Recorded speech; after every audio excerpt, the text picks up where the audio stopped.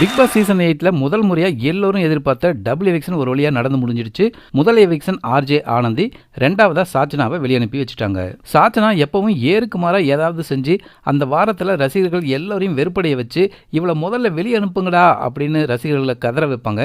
ஆனா big boss டீமோ wow Sachana தான் சூப்பர் கண்டென்ட் அப்படின்னு சொல்லி சாச்சனாவை உள்ள வச்சிருந்தாங்க. ஆனா இந்த வாரம் திடீர்னு திருந்திட்ட சாச்சனா டெவிலா இருந்துமே பெருசா ஒன்றும் பண்ணல. சரி சாச்சனா கிட்ட இருந்து கண்டென்ட் வந்தது போதும், இவங்க கொஞ்சமா நெகட்டிவா இருக்கும்போதே இவங்களை வெளியில் அனுப்பிச்சிடலாம் அப்படின்னு சொல்லி ஓடிரு சாச்சனா இந்த வாரம் அப்படின்னு சொல்லி வெளியே அனுப்பி வச்சுட்டாங்க. ஆனாலும் ரசிகர்கள் அவ எதையோ பண்ணி கொஞ்சமாவது கண்டென்ட் கொடுத்துட்டு இருந்தா. ஆனா இன்னும் இந்த சத்யா, ரஞ்சித், இந்த கிரிஞ்ச் காதலி தர்சிகா இவங்கெல்லாம் உள்ள வச்சுட்டு சாச்சனாவை ஏன்பா வெளியே அனுப்புறீங்க, இது அன்ஃபேர் அப்படின்னு சொல்லி சில ரசிகர்கள் சமூக வலைதளங்களில் பதிவிட்டுக்கிட்டு இருக்காங்க. ஃப்ரீ டாஸ்க்ல தர்சிகாவோட ஃபேமிலி உள்ள வர்றது மூலமா ஏதாவது கண்டென்ட் கிடைக்குமா அப்படின்னு பிக் பாஸ் டீம் எதிர்பார்த்துட்டு இருக்காங்க.